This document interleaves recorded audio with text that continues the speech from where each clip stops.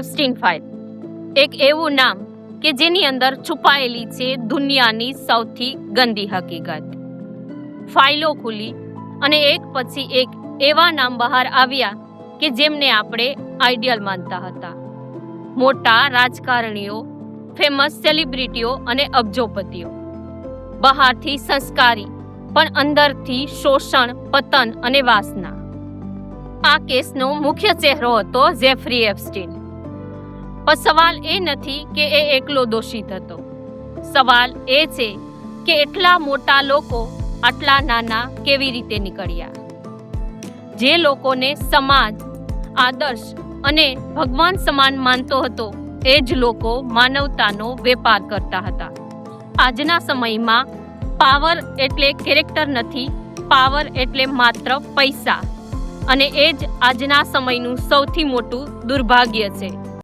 પણ મિત્રો, આપણા ગુજરાતમાં એક સમય એવો હતો કે જ્યાં બહાદુર બહારવટિયાઓએ જન્મ લીધો હતો.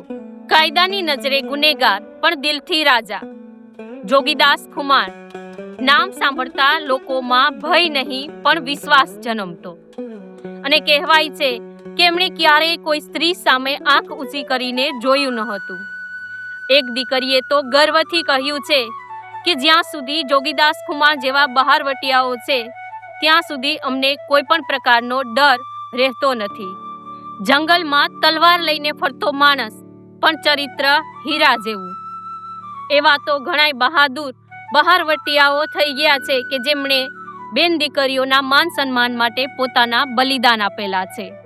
અને આજના સૂટબૂટવાળા લોકો કે જેઓ પાસે પૈસા પણ છે અને કાયદો પણ છે, પણ સંસ્કાર શૂન્ય.